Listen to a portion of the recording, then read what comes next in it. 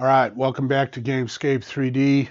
One more time, we're going to go over the bridge today.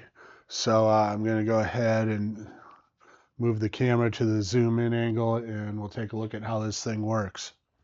All right, here is our main bridge parts. We have a center bridge with truss supports on it. This is for doing longer bridges. We have our leg truss system, and those have magnets on the bottom of it. And then we have basic bridge parts. I have two of these. These basic bridges have a ramp on one side and are flat on the other, and that's where we have our magnets that latch on to our legs in the middle. I have a half-length piece for awkward sized bridges, and then I have a piece with ramps at both sides for very short bridge sections, okay? And we're going to go through all those real quick. The bridge works very simply. It latches on there. This is a flat section. It ramps up to a flat section. We have about 3.5 inches of slide on both sides of this bridge, okay? And that is what primarily allows us to have bridges of different sizes without having to alter our riverbank width. Okay, so there's our bridge set up on both sides. I'm going to take this guy, pop him right in the middle. All right, and there we go. You got plenty of space on both sides. It's like a 2-foot wide river. Okay, we're going to go ahead and remove this center part now. We're going to pull the river in.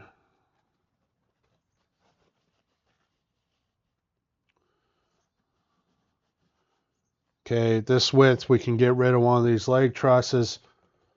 We do that right there. Okay, now we have a simple bridge going across moderate sized river. We'll come in a little bit, and that should allow us to use this one piece here for awkward sizes. You can see at this width, our short bridge doesn't quite make it. Okay. And technically we can use our larger pieces, but it gets pretty close to the back edge. Well, I guess we can keep using it. All right. That's getting pretty close though.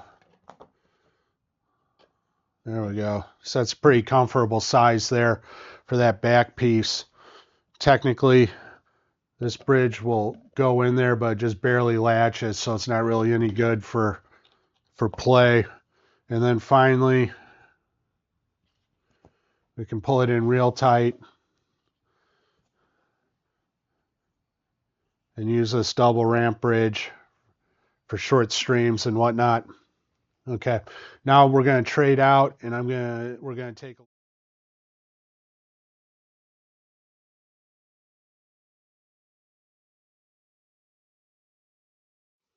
all right.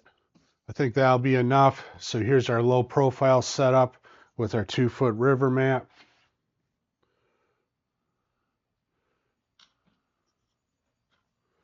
Okay, so again, we got these low profile.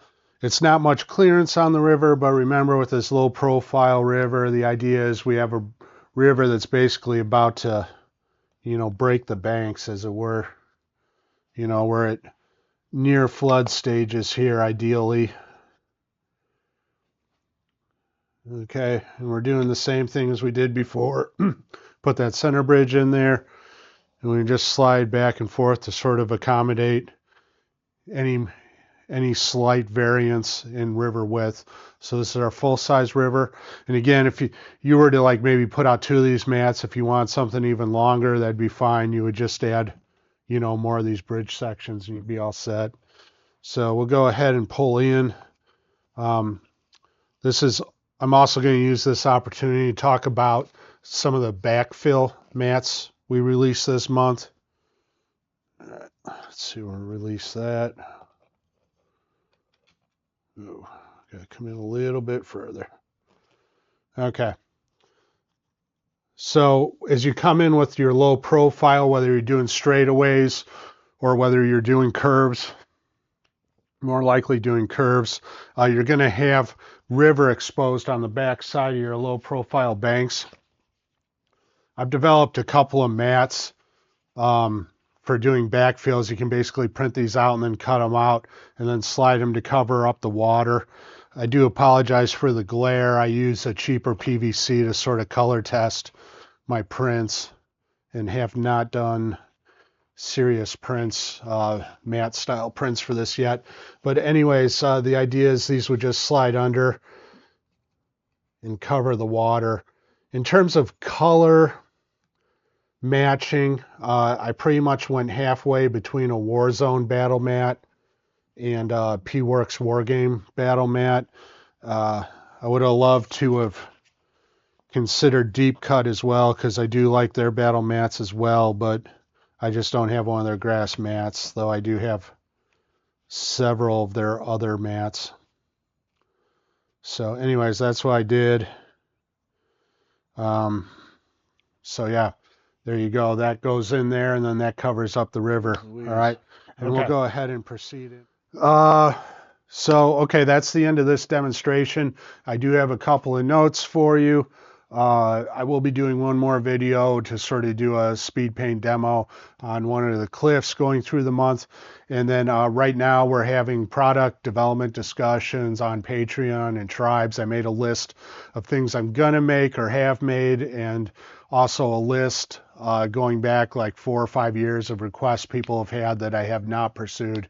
Getting ready to do a large poll. So if you want to do any input on that, check those two places. You do have to be subscribed to participate, but both of those posts are public, so you can just read them and email me on the side if you want to as well. So, all right, that's everything. We'll see you again real soon. Thanks for stopping in.